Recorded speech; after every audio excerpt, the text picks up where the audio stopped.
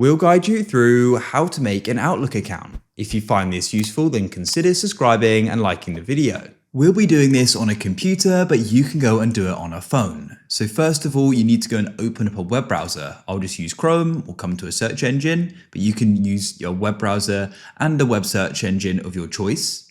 Then all you need to do is go and type in Outlook like so. We can then go to Microsoft like so.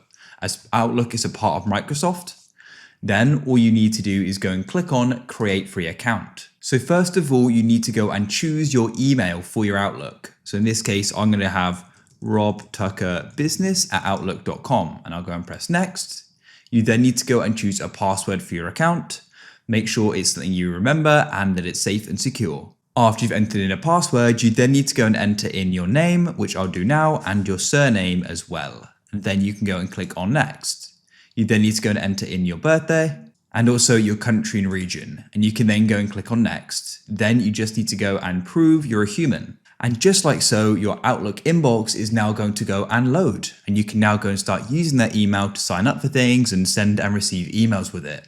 If you found this guide useful and you want to go and see more guides just like this, then please consider subscribing and liking the video. Have an awesome day.